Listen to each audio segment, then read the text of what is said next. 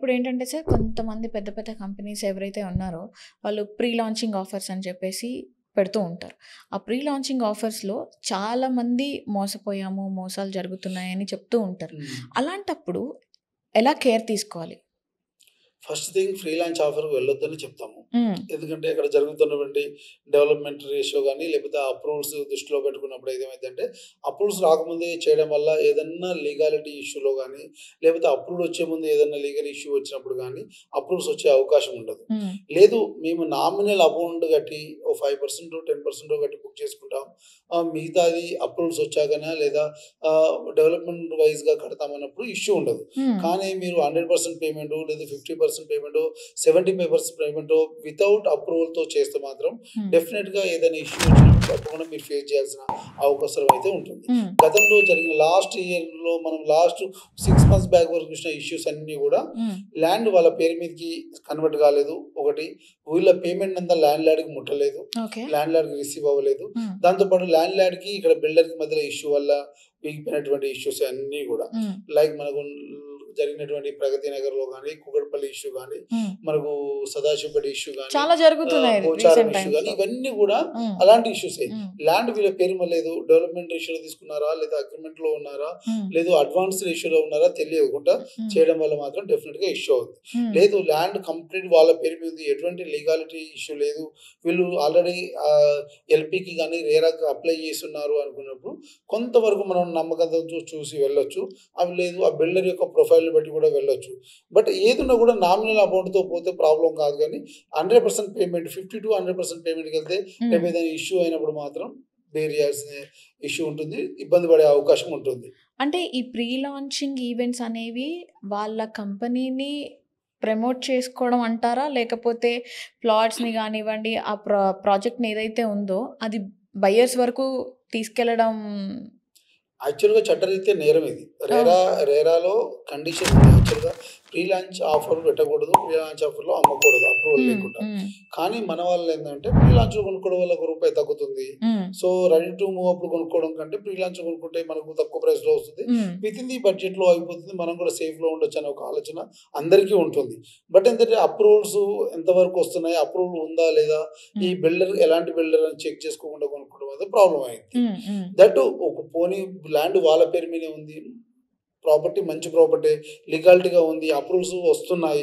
లేదు DC letter వచ్చింది. LP వస్తుంది అనుకున్నప్పుడు కొంతవరకు నమ్మి మనం చేయొచ్చు గానీ, హ్మ్.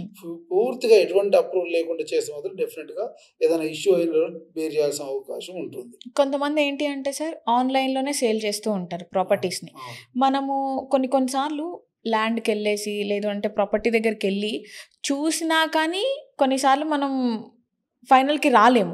అట్లాంటిది ఆన్‌లైన్‌లో సేల్ చేస్తున్నారు అని అంత ఈజీగా ఎలా నమ్ముతున్నారు సార్? వీళ్ళెలా నమ్మిస్తున్నారు వాళ్ళని? అంటే బిల్డర్ యొక్క ప్రొఫైల్‌ని బట్టి ఉంటుందండి. ఇప్పుడు మన హ్మ్. హైదరాబాద్‌లో ఒక టాప్ 5 బిల్డర్స్ ఉన్నారు. హ్మ్. వాళ్ళు చెప్పగానే కొనేస్తారు. ఎందుకంటే హ్మ్. వాళ్ళ యొక్క ప్రొఫైల్ బావుంటుంది. వాళ్ళు కట్టినటువంటి గతంలో చేసినటువంటి కన్‌స్ట్రక్షన్ దృష్ట్యా ఉంటుంది. రీసెంట్‌గా ఏఎస్‌బీ వాళ్ళు 1000 క్రోర్స్ మార్కెట్ చేశారంటే, హ్మ్. వాళ్ళు లాస్ట్ 30 ఇయర్స్ నుంచి మార్కెట్‌లో ఉన్నారు. కొన్ని ఉన్నాయి సార్. బెస్ట్‌వి ఉన్నాయి కొన్ని. వాళ్ళు మార్కెట్‌లో ఉన్నారు. ఆ! సో, వాళ్ళని దృష్టిలో పెట్టుకొని మార్కెట్ అవుతుంటది. హ్మ్. సో, అట్లే మనం కొనేటప్పుడు ఏ ప్రాపర్టీ తీసుకుంటున్నామో ఆ యొక్క బిల్డర్ ప్రొఫైల్‌ని చూసి మార్కెట్ జరుగుతుంది. ఆన్‌లైన్‌లో హ్మ్. తీసుకుంటున్నారు.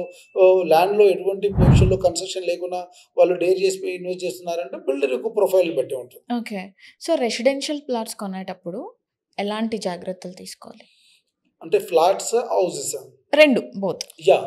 సో, ఇప్పుడు ఆ యొక్క ప్రాపర్టీకి మనం యాస్ పర్ రేరా గాని, ఎల్‌పీలో చూసి హెచ్ఎండిఏ చూసుకున్నట్టయితే మున్సిపాలిటీ ప్లాన్స్ నుండి వాళ్ళు తీసుకున్నటువంటి construction A type of construction provide చేస్తున్నారు ఒకటి. హ్మ్. సెట్ బ్యాక్స్ ఎంతవరకు ఇస్తున్నారు ఒకటి 2. హ్మ్. ఫైర్ సేఫ్టీ కూడా ఇప్పుడు మేజర్ కన్సర్న్ కింద ఉంది. ఫైర్ సేఫ్టీ కూడా. సో, అదేవిధంగా డ్రైనేజ్ కనెక్టివిటీ గానీ, మనకు ఉన్నటువంటి సెట్ బ్యాక్స్ గానీ, కార్పెట్ ఏరియా గానీ ఇవన్నీ కూడా చెక్ చేసుకోవాలి మనం. హ్మ్. ప్రతీది కూడా చెక్ చేసుకున్నాకనే వాళ్ళు ఎలా ప్రొవైడ్ చేస్తున్నారో హ్మ్. ప్రతిది కూడా అదంతా కూడా మనం అగ్రీమెంట్‌లో మెన్షన్ చేసుకోవాలి తప్పకుండా. సో, అవి చేసుకున్నాకనే మనం మూవ్ అవ్వాలి. హ్మ్. సో, కొన్ని సార్లు గవర్నమెంటే కొన్ని ఫ్లాట్స్‌ని వేలం పాటకేస్తుంది సార్. యెస్. అలాంటివి కొనేటప్పుడు ఎలాంటి జాగ్రత్తలు తీసుకోవాలి? అవి కొనడం మంచిదంటారా? యాహ్! కొనడం మంచిదే. ఎందుకంటే వాళ్ళు తక్కువ ప్రైస్‌లో ఇస్తున్నారు కదా! హ్మ్. హ్మ్. ఇప్పుడు నాగోల్ బండ్లగూడలో చాలా ఇయర్స్ నుంచి ఉన్నాయి. హ్మ్. అవి లాస్ట్ ఇయర్ కొన్ని అమ్మారు. రీసెంట్‌గా మళ్ళీ కొంత స్టార్ట్ అయింది వేలంపాట. సో, అక్కడ 3 బీహెచ్‌కే హౌస్ ఆల్మోస్ట్ 55-60 లాక్స్‌లో వస్తుంది. సో, అదే 3 బీహెచ్‌కే హౌస్ మనం బయట కొనాలి, ప్రైవేట్ కన్స్ట్రక్షన్ కింద కొనాలంటే మినిమమ్ 1.5 సీఆర్ అవుతుంది. సో, అక్కడ మనం 1 సీఆర్ సేవ్ అయినట్టే కదా! హ్మ్. సో, అలా. సో, హై రిటర్న్ ఇన్వెస్ట్‌మెంట్ అనేది ల్యాండ్స్‌లో పెడితే వస్తుందంటారా? లేదంటే కమర్షియల్ ఏరియాస్‌ని తీసుకోవడం వల్ల మనం రిటర్న్స్‌ని ఎక్స్‌పెక్ట్ చేయొచ్చంటారా? ఏదున్నా మనం చేసే ఇన్వెస్ట్‌మెంట్ ఇన్‌ఫ్రాస్ట్రక్చర్ దృష్టి బట్టే ఉంటుంది. హ్మ్. సో, మనము కమర్షియల్ ల్యాండ్ పోయి ఎక్కడో 100 కిలోమీటర్ల దూరం కొని ఇది కమర్షియల్ అయితే ప్రాబ్లమ్ అయిద్ది. ఎందుకంటే హ్మ్. అది పెరిగేటప్పటికి ఎన్ని సంవత్సరాలు అయితే తెలియదు. అవును. సో, మనం ఎక్కడ ఇన్వెస్ట్ చేసినా కూడా మన యొక్క బడ్జెట్‌లో అక్కడ పెరుగుతున్న ఇన్‌ఫ్రాస్ట్రక్చర్ డెవలప్ చేయాలి. హ్మ్. మనం ఇన్వెస్ట్ చేయాలి. హ్మ్. లైక్ ఇప్పుడు మనం దూరంగా వెళ్ళాము. సిటీకి ఒక 15 20 కిలోమీటర్లు వెళ్ళాము. హ్మ్. ఒక 100 ఫీట్ రోడో లేదా 60 ఫీట్ రోడో ఉంది. దీని పక్కన ఒక 600 గజాలు, 500 గజాలు కొనుక్కుందాం. హ్మ్. డెఫినిట్‌గా ఈ సిటీకి 15 కిలోమీటర్లు డెఫినిట్‌గా పెరుగుతుంది ఇంకో 5 హ్మ్. ఇయర్స్‌లో. హ్మ్. సో, మార్కెట్ డెఫినిట్‌గా అవుతుంది. ఇప్పటికే చాలా సిటీ పెరిగింది. హ్మ్. సో, అలాంటి డెఫినిట్‌గా మీకు కమర్షియల్ ఇన్వెస్ట్‌మెంట్‌కు 100% పెరిగే అవకాశం ఉంది. మంచి రిటర్న్స్ వచ్చే అవకాశం ఉంటుంది. హ్మ్. సో, అట్లే మన రెసిడెన్షియల్ ఫ్లాట్ కొన్నా, లేదా కమర్షియల్ ఫ్లాట్ కొన్నా, ఏదైనా బిజినెస్ పాయింట్ ఆఫ్ వ్యూలో ఏదైనా ఇన్వెస్ట్ చేసినా కూడా అక్కడ ఎటువంటి ఇన్‌ఫ్రాస్ట్రక్చర్ వస్తుంది, అక్కడ ఎటువంటి ఎంప్లాయ్‌మెంట్ పెరుగుతుంది, సిటీ ఎంతవరకు అక్కడ వరకు గ్రో అవుతుంది. ట్రాన్స్‌ఫర్ అవుతుంది, ఓకే. పీపుల్ మైగ్రేట్ అవ్వగలుగుతారు, ఇక్కడ అర్బనైజేషన్ ఎంతవరకు అవుతుంది, హ్మ్. మనము గెస్ చేయగలిగితే హ్మ్. డెఫినిట్‌గా అక్కడ ఉన్నటువంటి రూట్ దొరుకుతుంది మనకు. ఓకే. సో, నేనిప్పుడు ఏమంటానంటే సార్, సిటీలో తీసుకుందాము. కొన్ని రోజులకి అది మంచిగా గ్రోత్ ఉంటుంది.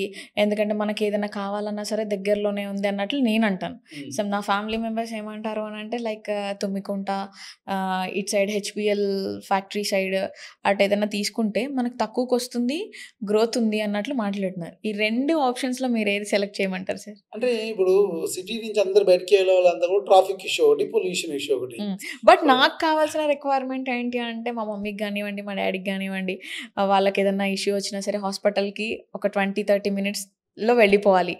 ఒకవేళ వాళ్ళు ఫుడ్ కానివ్వండి, ఏదన్నా తినాలన్నా గానీ ఆన్ టైమ్ రావాలి. బట్ సిటీకి కొంచెం దూరంలో అంటే మీరు ఏ ఏరియాలో చూసుకున్నా కూడా ఆ! హాస్పిటాలిటీ గానీ, హ్మ్. కనెక్టివిటీ గానీ, ఫుడ్ పర్పస్‌లో రెస్టారెంట్స్ గానీ, హ్మ్. హైదరాబాద్ సిటీకి 25, 30 కిలోమీటర్స్ ఎటువంటి టెన్షన్ లేదు.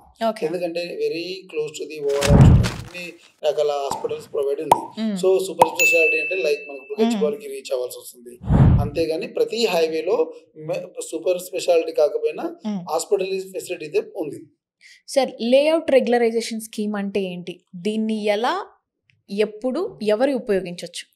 అంటే అనాథరైజ్డ్ లేఅవుట్లు ఎవరైతే గతంలో ఏసారో హ్మ్. అంటే ఇప్పుడు పర్మిషన్ ఇవ్వట్లేదు హ్మ్. అనాథరైజ్డ్ లేఅవుట్‌లకి. ఎలా అంటే హ్మ్, మనము అగ్రికల్చర్ ల్యాండ్ కొనుక్కుంటారు. హ్మ్. అగ్రికల్చర్ ల్యాండ్ కొని దాన్ని లేఅవుట్‌గా రోడ్ కట్ చేసేసి హ్మ్. స్టోన్స్ బాతి అమ్మేస్తారు. ఓకే. అవన్నీ కూడా గతంలో జరిగినాయి. ఇప్పుడు హ్మ్. హైదరాబాద్ సిటీ అంతా ఇంత ఎక్స్‌పాండ్ అయిందంటే ఇదంతా అనాథరైజ్డ్ లేఅవుట్ ఏసినప్పటి నుంచి పెరుక్కుంటూ వచ్చినట్టే. హ్మ్. సో, కొద్ది రోజుల తర్వాత ఏందంటే దీన్ని అప్రూవ్డ్ లేఅవుట్ చేయాలని ఉద్దేశంతో తీసుకొచ్చినటువంటి హ్మ్. పరిధిలో ఉన్నటువంటి ఫ్లాట్స్. ఎవరైతే అనాథరైజ్డ్ లేఅవుట్‌లలో ఓపెన్ ఫ్లాట్‌లు కొనుక్కున్నారో హ్మ్. వాటిని ల్యాండ్ రెగ్యులేషన్ సిస్టమ్ ఎల్ఆర్ఎస్ కింద హ్మ్. తీసుకురావడం జరిగింది. గతంలో వాటిని ఎల్ఆర్ఎస్ ద్వారా కొంత పేమెంట్ కట్టించుకొని వాటిని రెగ్యులైజ్ చేశారు. అదేవిధంగా రీసెంట్ కూడా ఈ కాంగ్రెస్ గవర్నమెంట్ వచ్చిన తర్వాత మళ్ళీ ఎల్ఆర్ఎస్‌కి పర్మిషన్ ఇవ్వడం జరిగింది. వాళ్ళు కట్టుకొని ఎల్ఆర్ఎస్ చేసుకోవచ్చు. సో, అనాథరైజ్డ్ లేఅవుట్‌ని ఆథరైజ్డ్ లేఅవుట్‌గా కన్వర్ట్ చేసుకోవడం. హ్మ్. Sir, farm land versus layout flats ఈ రెండిట్లో ఏది బెటర్ అంటారు?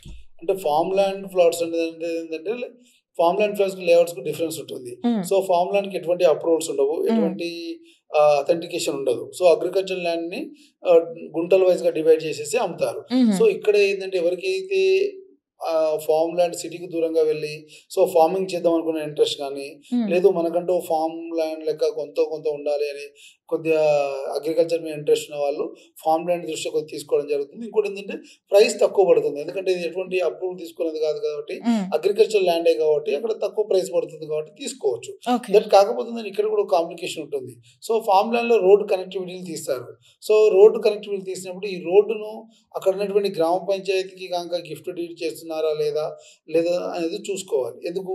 ఇప్పుడు ఫర్ ఎగ్జాంపుల్ 50 ఎకరాలు ఫార్మ్ ల్యాండ్ చేసినప్పుడు అట్‌లీస్ట్ ఒక 5 ఎకరాల నుంచి 10 ఎకరాలు రోడ్స్ ఉంటాయి అందులో.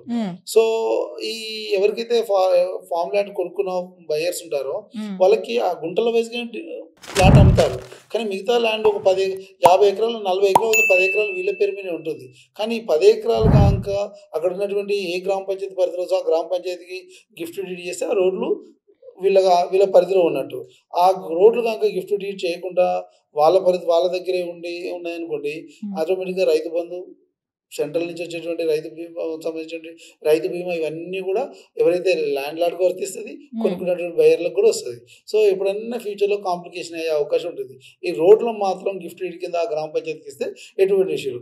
అదేవిధంగా మనం అప్రూవ్ లేఅవుట్లోకి వచ్చామనుకోండి, అప్రూవ్ లేఅవుట్లో మనం అగ్రికల్చర్ ల్యాండ్ కొనుక్కొని దాన్ని సర్వే చేసి కన్వర్ట్ చేసి మనము అప్రూవ్ లేఅవుట్గా ఎల్పీ నెంబర్ తీసుకొచ్చుకున్న తర్వాత రేరా తెచ్చిన తర్వాత అమ్మేస్తాం మనం. అప్పుడు యాజ్ పర్ అప్రూవ్డ్ ప్రకారం అది హెచ్ఎండిలో ఉన్నా, డిటిసిపిలో ఉన్నా, వేరే మున్సిపాలిటీ పరిధిలో ఉన్నా కూడా మనం అన్ని రకాల ఫెసిలిటీస్ ప్రొవైడ్ చేస్తాం. Boundary walls, entrance arch, gate, security, CC cameras, roads, drainage, water connection, drainage connection, ఎస్టీపీలు, overhead tank, everything provide చేస్తాం మనం. సో ఇదంతా కూడా అప్రూవ్ లేఅవుట్లో వచ్చినటువంటి facilities. So within the town nearby ఉంటుంది, దూరంగా ఉన్నా కూడా అప్రూవ్ లేఅవుట్లో రేపు రీసేల్ చేసినప్పుడు డిమాండ్ ఎక్కువగా ఉంటుంది, ఎందుకంటే అప్రూవ్ లేఅవుట్ కాబట్టి. సో నాన్ అప్రూవ్డ్కు అప్రూవ్డ్ ఉన్నటువంటి తేడా ఇది ఒకటి, ఫామ్ ల్యాండ్కు దీనికి ఉన్నటువంటి తేడా కూడా ఇది. ఓకే సార్, రెసిడెన్షియల్ పరంగా ఎక్కడ పెట్టుబడి పెడితే సేఫ్ అండ్ సెక్యూర్ అంటారు? సో ఎక్కడ మనము ఇన్వెస్ట్ చేసినా కూడా అప్రూవ్ లేఅవుట్లలో ఇన్వెస్ట్ చేయాలి. ఒకటి అక్కడ ఉన్నటువంటి ఇన్ఫ్రాస్ట్రక్చర్, రోడ్ కనెక్టివిటీ ఎలా ఉంది చూసుకోవాలి.